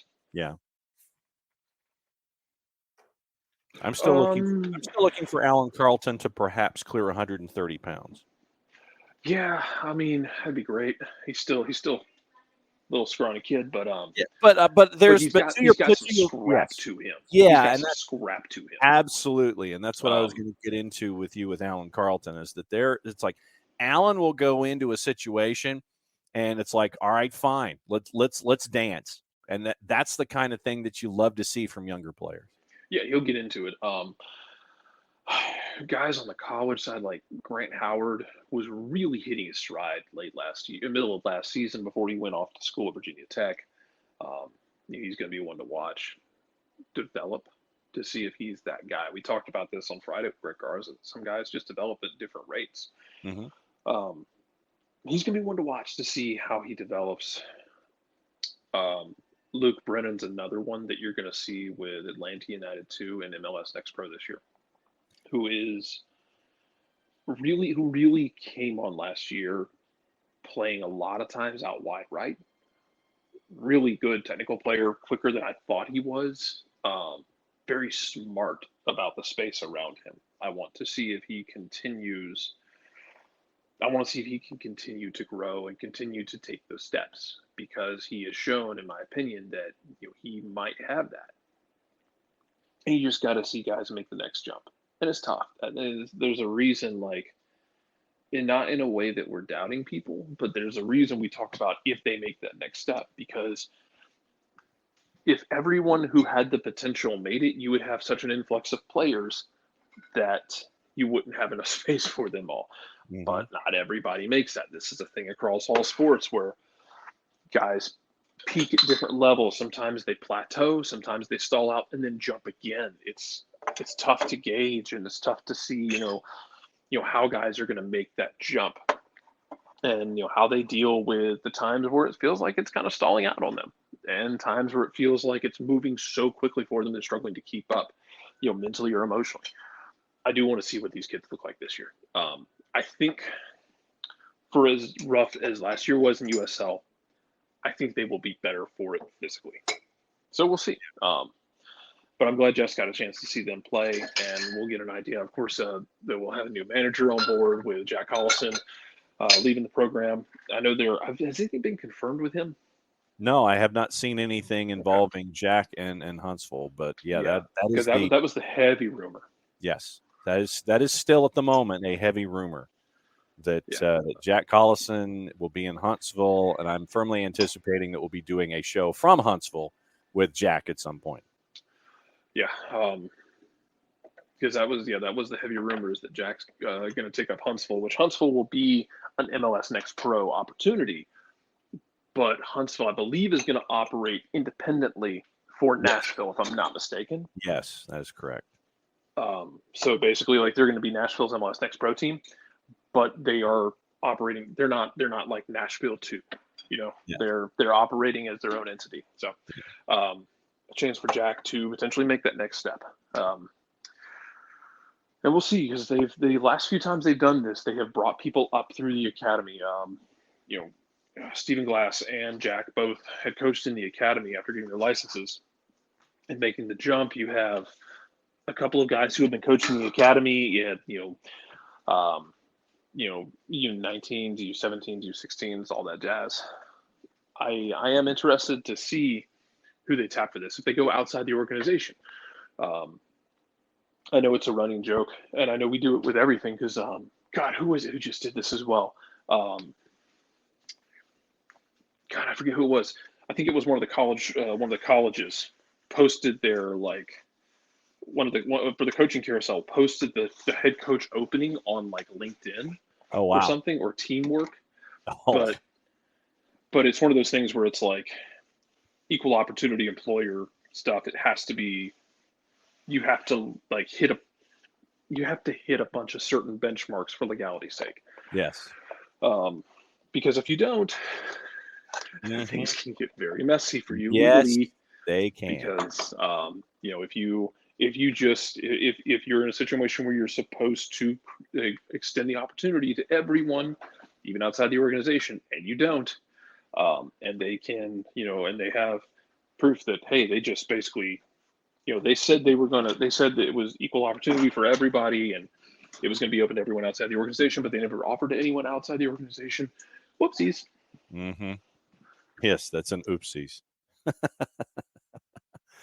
But yeah, no, that's where we've been this morning. We've been talking about stuff. We talked about how NISA is apparently not paying their officials, and according to the Knights who NISA, it looks like a couple of the franchises out in California may not be around, and 2023 schedule has not been put together and or announced yet because they don't know which teams are going to be around.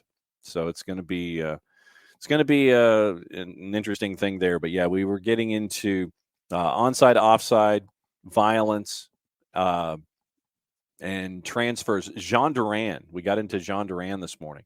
$18 million transfer, which puts him in the top 10, I think, at number 4 for Chicago Fire to Aston Villa. So now the Fire have 2 of the top 10, and Atlanta United have 2 in the top 6 when it comes to transfers outbound. Good piece of business by the Chicago Fire. It is. Let's see if they can actually build something consistent in the league, aside from like the one-year wonders of like 2017. Yes. So that's where we are. So so that's the holiday Monday, Jarrett. That what's the holiday like for you? It sounded like you were making a brunch when you came on. Yeah, heating up bagels, making some food for everybody, and then probably going to the library later, run around the library for a bit. Yeah, I don't know. It's supposed to be a pretty chill day.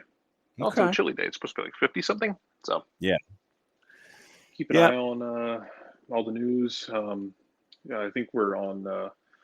Can we call it a Callens watch? No, well, I mean, Callens looks like he's to Boca. Well, I mean, but it's all. There have also been conflicting rumors saying that it's not 100% and it's not locked in. Well, yeah. So I mean, Atlanta still has a strong offer for him. Do we call it a watch? Sure, we'll call it a watch. We'll be on Callens' watch, and then we'll be watching with everybody else. But no, I figure Atlanta, with Callens at the top of their list. And then this was the other thing that we got into this morning with the notion of Callens apparently possibly heading to Boca if the numbers are right. It's the discussion we've had in the past about this is another example. Wow. Hold on. Dun, dun, dun, dun, dun, dun. Fabrizio Romano. Okay. Okay, so that's always a good one. So this one actually impacts me personally. As of 21 minutes ago, Urawa Red Diamonds have reached an agreement with Celtic for transfer of Giorgio Giacomakis. Georgios, a Greek striker, actually scored over the weekend for Celtic to seal their game. Understood it's a $4 million package. MLS side Atlanta still trying to sign the player. So this is this is like a triangle for you. It's a triangle of doom. This is a triangle of doom. So okay, Giacomakis. Yes, is a horse of a striker. He very strong physical striker. Moves really well off the ball. Not the fastest. He can press because you cannot play an Ange Postecoglou's system without being able to press and counter press at least somewhat. There's a lot of reason you get Kyogo Furuhashi starting matches for Atlanta or for Celtic. Excuse me. God, you want to know the things I would do to get Kyogo Furuhashi running point for Atlanta. But Giacomakis would be a very interesting signing. He is a aerial threat, but also there's a running joke on Celtic Twitter that if he takes more than one touch, it's pretty much wasted. He a number of his goals have come like one touch, like redirecting crosses. He would be an interesting target piece if you're going to have guys like a Brooks Lennon who pumped in. And I know there's mixed reactions on Brooks Lennon, but going back to 2021, he was one of the most successful crossers in MLS. It's a matter of getting people to turn the ball in the back of the net. It's the same thing that, frankly, Julian Gressel ran into in DC. When you didn't have, Joseph finishing at a stupid clip. Yeah. It was interesting. When you didn't have him finishing at a stupid clip, Julian Gressel, isn't going to have the same assist numbers. And you're getting to outperforming and underperforming your expected assists. I want to see if they can make that happen now, because I really am a fan of this kid. He's 26, I think, 26, 27. I don't have it in front of me. I'm also doing dishes while we're doing this. Of course. Yeah, you're multitasking. No, I just saw that pop up on my thread about Celtic transfer. So, but yeah, that's I mean, that would be, let's see, $4 million. I would bet you it. If I had to lay money down, I would say Atlanta could easily outdo that. Yeah, and probably throw $5-6 million down, because you're a designated player. At that point doesn't matter. Yeah. What does it matter? Yeah, sounds like, I know that the Japan thing has been in the works for a while. I would be very interested to see. He also has a little. So I have a longstanding love for. I have a longstanding love for J. Emmanuel Thomas. Yes. Who played for Livingston a couple of years ago, played for Aberdeen last year. J. Emmanuel Thomas is basically an A10 in the shape of that's disguised as a human being playing striker. Okay. But as big as he is, he likes to play. He finds himself drifting back more into almost like a false nine, and loves to hold up play and play people in. Loves to do one-touch passing. He's super technical for his size. You wouldn't think he is. It's kind of like remember how TJ Duckett was built like. TJ Duckett was 6'2", 240, and he tried to be a finesse runner. Yes. J. Emmanuel Thomas is built like an Abrams, but wants to play like a finesse striker. But he's good at it sometimes. It's weird. I was going to say how we know how these Abrams tanks kind of work their way through the desert. Yeah, it's kind of weird. But he's got a little bit of that in him. Big physical striker who likes to drop back and combine and play people in, and can hold up play and can play some pretty damn smart passes, to be honest. That's an interesting bit of shopping, because let me okay, so here's give me this. You do this. I've got him. I'm gonna look him up. Giacomakis is 28. 28. And in 40 appearances with Celtic, he has 19 goals. Before that, he had 30 appearances in the Eredivisie at VVV Venlo, had 26 goals in 30 matches. 14, he's got 11 international call-ups for Greece. He has 2 goals in that.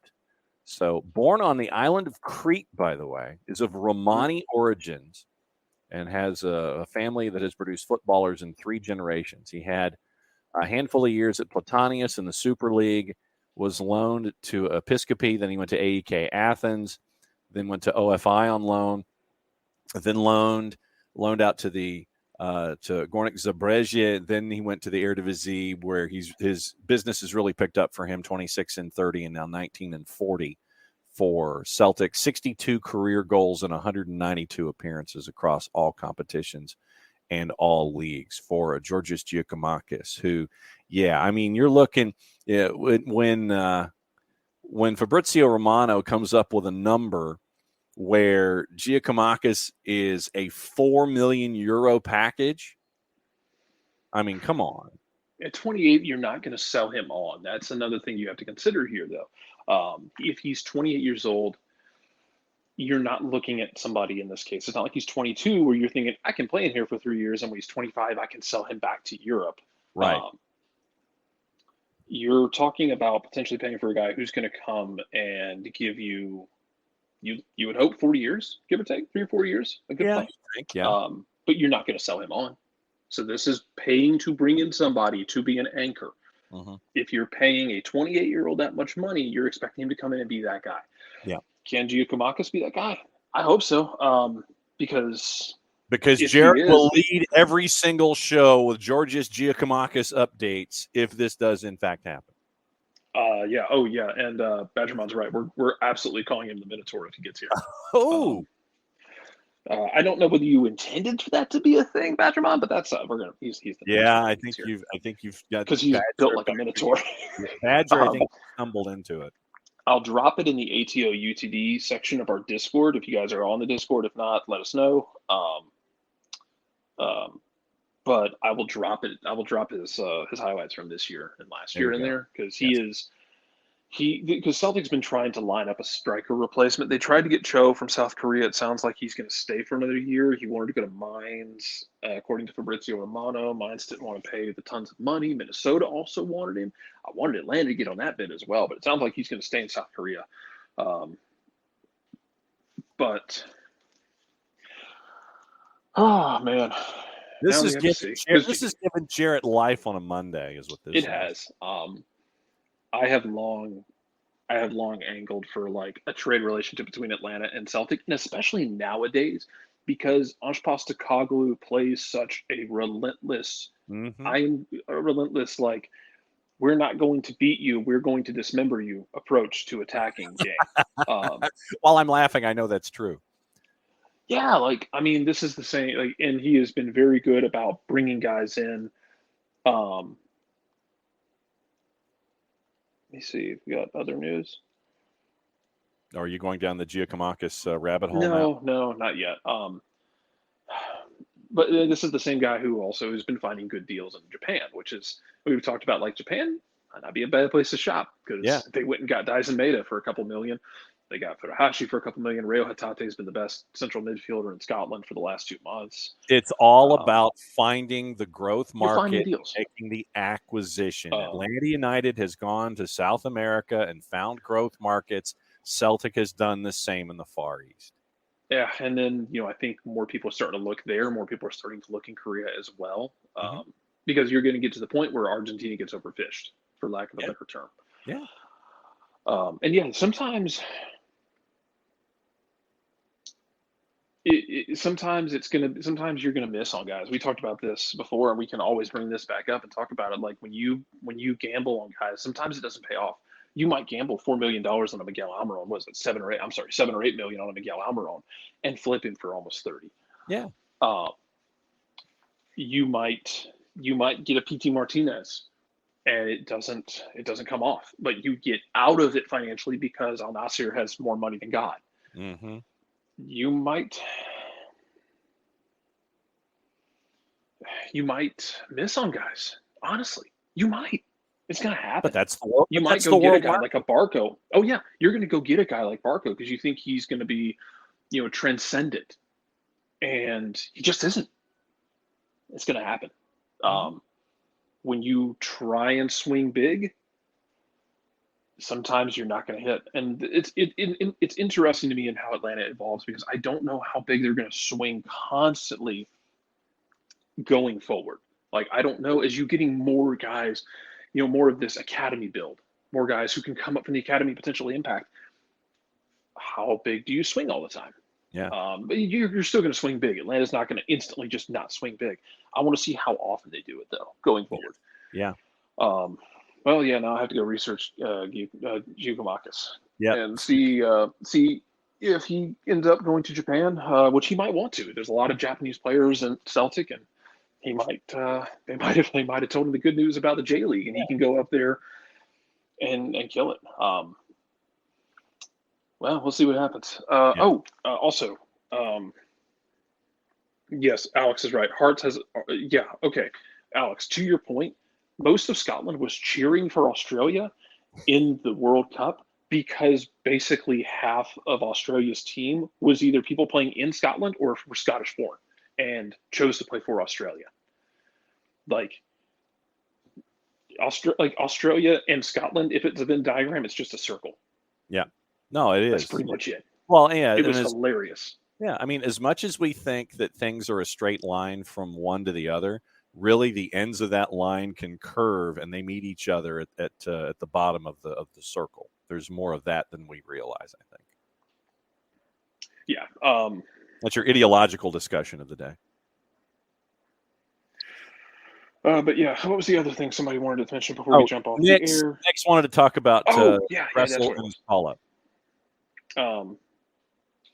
Good for Julian. I mean, this is a weird window. So here's the thing about this. It's good for Julian. Mm-hmm. I don't want to poo-poo it too much because, you got a lot of clubs that are not going to release right now because MLS is in training camp. Other leagues are ramping up for international games. And for the home stretch of leagues, they might not want to release guys. Julian might have been down the rung a bit in terms of guys you want to bring in. But he's still got the call-up, and that's more than any of us will ever dream of. So I'm happy for him in that sense because he had talked about this for a while, even when he was going through his green card stuff in the United States. He had talked about this back when he was in Atlanta. So good for him in that sense. If they don't ask how, they ask how many. Mm-hmm. He got his call up to the national team. Happy for him on that front because it's something that he had been talking about for years. Mm-hmm. So good for Julian making that happen. I don't know how he fits in, long term with the national team. I don't know how many more call-ups he gets. All he can do is go out there and try and play hard. Honestly, I'm a little surprised Vancouver let him go because they paid a pretty penny for him. If he gets banged up, Danny Sartini's not going to be happy about it. But yeah, just to remind folks once again, we're catching up with our friends at 865 Alliance out of the NPSL, one of the new franchises there. That'll be a 1v1 posted later today. You'll have both sides of Prem and Proper. Contributor Niall and I will have our versions of what happened this past weekend. And we will be back at it again tomorrow as normal, back on a Tuesday. So now Jarrett is going to continue to do the research on Giorgos Giacomakis as much as humanly possible. Giacomakis. Yep. And so, so Giacomakis. Like I said, he scored over the weekend against Killy in the semifinal for the Gummy Bear, the Scottish Gummy Bear Cup. There's two cups in Scotland. There's the Leagues Cup, and then there's the Scottish Cup, and then there's whatever the hell this is. The Via Fair or whatever. Yeah, the Via Fair, Via Bank Cup, whatever the hell it is. It's going to be Rangers and Celtic at the end of it because Killy put up a pretty good fight against Celtic. That field was trash. It was pouring rain. Michael Beal made a point to remind folks about that too. Oh yeah, he's well within his right. Killy plays much more of a terror ball. It's Derek McGinnis. It's more of a terror ball, vertical. We're just going to go and see what happens kind of style. We're going to hoof it. Yeah, go hoof it. That too. He might, but but because Aberdeen actually took the lead on Rangers yesterday and Aberdeen gacked it away. That is true. That is absolutely true. Ryan Kent scored, then Anthony Stewart just lost his mind for Aberdeen. Got a Yes. red card right in the edge of stop time, and yes, so that was how up 1-0, you lose 2-1. yeah, So that was how. If nothing else, there's as rough as it's been for Aberdeen, they've been up twice on Rangers and have let it slip away both times. The first time because they played scared. This time you gave up the goal that kind of had been coming. They damn near put 2 in additional extra time. But neither one of them goes in. So you have some butts, candies and nuts, all that jazz. And if a frog had wings, he wouldn't bump his ass when he jumped. So correct. Absolutely. But we'll be back at it again tomorrow with more stuff. That's the official term. And it'll be a normal week as we continue to look at the midpoint of the transfer window and everybody else that is trying to bring folks in. And Jarrett will continue to let us know what the latest is about the chasing of a striker. He's going to watch him sign for Japan, watch him sign for that Japanese club like tonight. And then I'm just going to have to go back to I'm just going to crawl back in my hole. That's what's going to happen. Yeah. So we posted the link to the tweet from Fabrizio Romano. Urawa Red Diamonds have reached an agreement with Celtic for the transfer of Giacomakis, €4 million. Atlanta still trying to sign the player. Personal terms are still under discussion. So you've got the agreement reached, but personal terms are still under discussion. So we'll see what happens, and we'll continue to look at Georgios Giacomakis as the next name on the list for Atlanta United. We'll continue to roll forward. So it was a fun show. It was good to have. Thank you, Nix.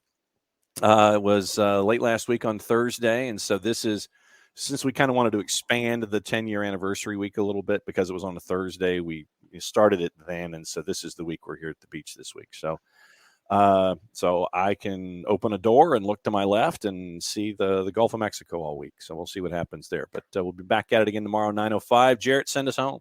Mucha plata, y'all. What he said. We'll be back at it 9:05 tomorrow, and play it safe, everybody. Be well. We'll catch up with you tomorrow. It's the end of the show. That means I get to do this.